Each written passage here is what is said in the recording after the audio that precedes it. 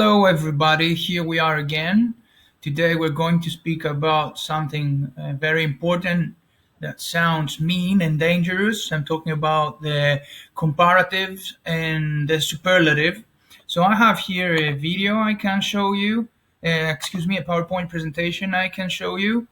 Here is Mr. Owl. I don't know if you remember this guy. He's the teacher who always helps us learn things. And here it is, the comparative.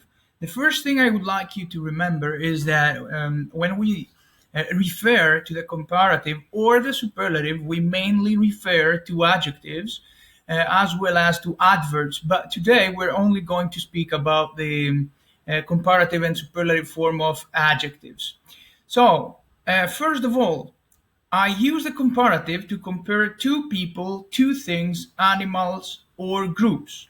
So what the comparative form does, as the name suggests, is to compare, which means to say which object between two, as we can see here in this rule, is bigger or stronger or faster or, I don't know, heavier. So, two things. There are short adjectives, and in English, when we refer to short adjectives, we refer to one syllable adjectives like fat, like short, like fast. And there are also long adjectives. Now, in English, when I refer to long adjectives, I refer to adjectives that have two or more syllables. So, okay, up to now, I hope that, yes, you are okay. Right, so let's move the drums. So, the comparative of short adjectives. I repeat that when we say short adjective, when we use that term, we refer to adjectives that have only one syllable. So, here is the form we use to change an adjective from the positive to the comparative. So I need my adjective and I need that short suffix er and then the word than. For example, Tom is short, here's my adjective, shorter, here's my suffix, than Pete. And here is the information I get, the piece of information I get that between these two, Tom and Pete, Tom is shorter. Or, we can put it another way and say that Pete is taller than Tom. The drums again. Comparative of long adjectives. Remember, when we use the term long adjectives, we refer to adjectives that have two, we'll speak about that, or more syllables. So in that case, the common part, the common place between short adjectives and long adjectives, as we can see, is than.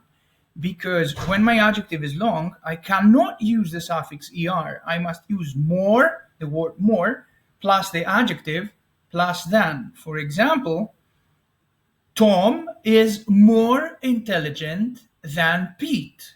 Yes?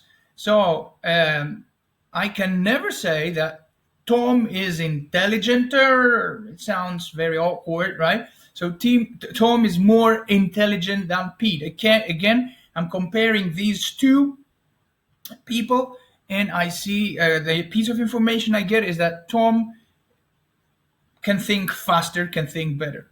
So what do you think? Are you still with me? Okay, I'll take that as yes. Now, the superlative.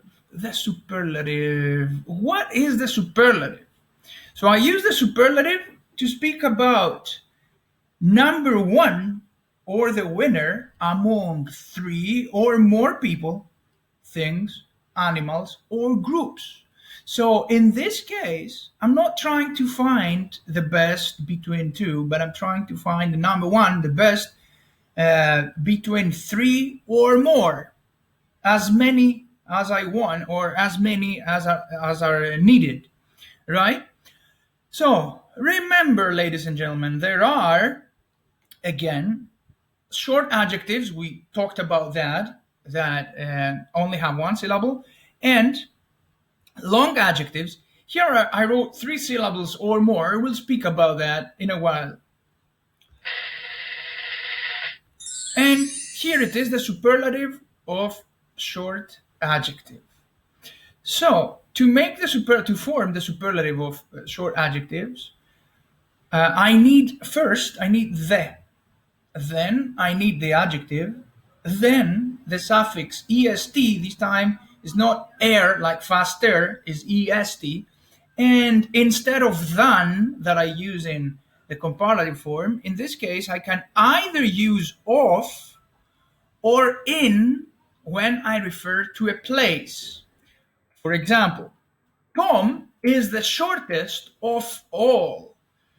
Well, the information I get from this sentence is that between some people, I don't know the exact number. In this case, maybe there are three, maybe there are 10, maybe there are 100, right? But for sure there are more than two, right? Tom is the shortest, right? Or Tom is the shortest in his class. In this case, we have in because here the information we want to transmit is that Tom, in that place of his class, is the shortest. So this is what I meant a few seconds ago when I said I use in when I refer to a place. The class, in this case, is a place, right? And what about the superlative of long adjectives? Well, again, I must use the. Again, at the end of my structure, I must use of or in. But this time, because my adjective is long, I cannot use the suffix est. Like in the comparative, I cannot use the suffix er, right? I can't say beautifuler, I must say more beautiful. Well, in the same way, in this case, I can't say that Tom is the beautifulest. I have to say that Tom is the most beautiful, or in this case, Tom is the most intelligent, 4 syllables, of all, or if we refer to a place, Tom is the most intelligent in his class. What do you think? I'll get that as good. Be careful, be careful, be careful. Adjectives with 2 syllables that finish in consonant plus y form the comparative in IER and the superlative in IEST. So in reality, 2-syllable adjectives like pretty, right, are short adjectives, are considered to be short adjectives only when they finish, their 2 last letters are a consonant and afterwards a y. If not, they're considered to be long adjectives. For example, pretty, here it is, you can see the T and the Y, so consonant plus Y, and the comparative form is prettier, IER, than, and the superlative is the prettiest of or in.